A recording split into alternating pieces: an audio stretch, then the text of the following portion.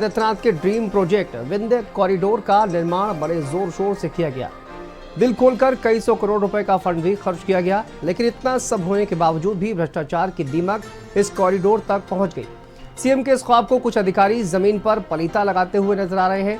कैसे हुआ, क्या हुआ, किसने किया, तमाम वो सवाल जो इस भ्रष्टाचार से जुड़े हैं। देखिए भारत समाचार की आंख खोल देने वाली ये रिपोर्ट।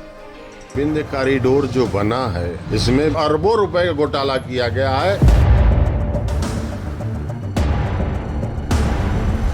बिल्डिंग जो बनी उसमें भी लंबा गड़बड़ियां है।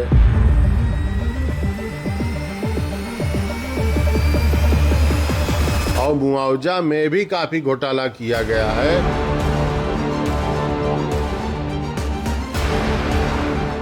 सुना आपने, एक बार फिर सुनिए।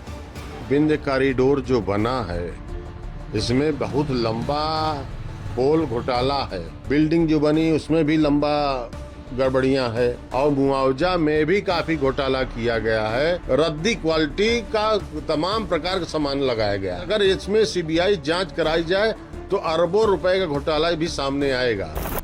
ये बात कहने वाले कोई मामूली शख्स नहीं है। ये है विंध्यवासिनी मंदिर के मुख्य पुजारी राजन पाठक।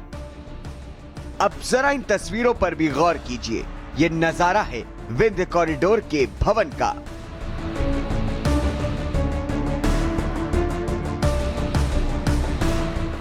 सुविधा के लिए लिफ्ट लगाई गई, लेकिन लिफ्ट शुरू ही नहीं हुई।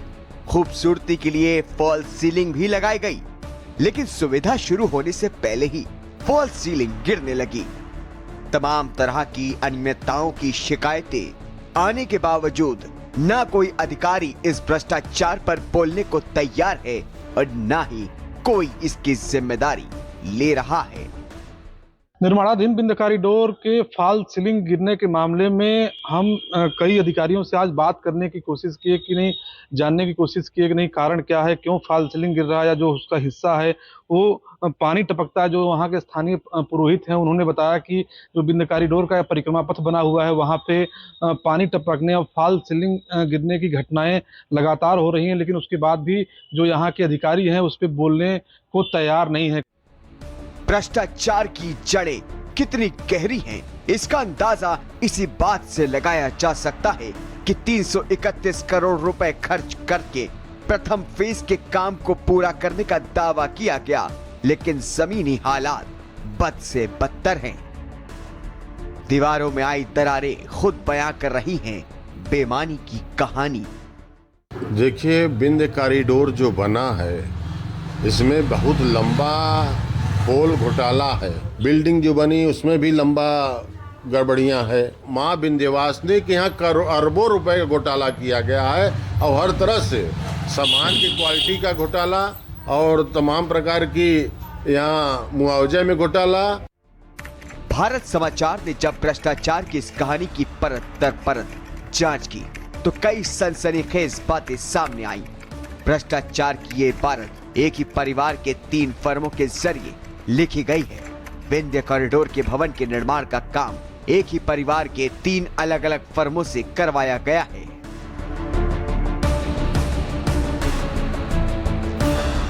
भ्रष्टाचार की एक कहानी यही नहीं थमी। इसके लिए जिस जमीन को अधिग्रहित किया गया उसके मुआवजे को लेकर भी बड़े भ्रष्टाचार के आरोप लग रहे हैं। लोग अपना कलेजा काट करके कॉरिडोर में सही ढंग से मुआवजा न मिलना लोगों को, और मुआवजा में भी काफी घोटाला किया गया है, उसमें भी काफी भ्रष्टाचार किया गया है। मुआवजा में किया गया कि लोगों को जिनको मिलना चाहिए उनका वो मुआवजा वो उनका नहीं मिला है, और उसमें भी जिनको मिला है उसमें तमाम प्रकार के विवाद वो करा करके लोग उसमें भी कमीशन लिया गया है। आधे अधूरे काम को करवाकर और अपने पसंदीदा फर्मों को रेवड़ियां बांटने के बाद राजकीय निर्माण निगम ने पर्यटन विभाग को ये कॉरिडोर हैंडओवर कर दिया। भारत समाचार पर पर्यटन मंत्री ने अपना पक्ष रखा है। देखिए, घटिया निर्माण हमारे यहाँ हो ही नहीं सकता। यदि इस तरह का होगा तो कार्रवाई कठोर होगी, क्योंकि हमारे यहाँ हर निर्माण कार्य का जो भी नया होता है थर्ड पार्टी इंस्पेक्शन कराया जाता, तभी वो कार्य हैंडओवर होता है। फिर भी यदि इस तरह का कोई आरोप है तो प्रामाणिक तौर पर अगर लाएंगे तो हम अलग से भी कहीं जरूरत होगी तो अलग से भी जांच कराने का काम कर देंगे। हम कोई कोताही नहीं करते। मुख्यमंत्री के उत्तम प्रदेश के सपने को भ्रष्ट अधिकारी पलीता लगाने में जुटे हैं। तमाम आरोपों के बाद भी न तो मंडलायुक्त और न ही डीएम अपना मुंह खोलने को तैयार है। अब देखना यह है कि भ्रष्टाचार की ये कहानी खुलने के बाद कोई एक्शन होता है या ये मामला भी लाल फीताशाही की भेंट चढ़ जाएगा। स्पेशल डेस्क, भारत समाचार। चलिए आगे बढ़ते हैं बड़ी खबर।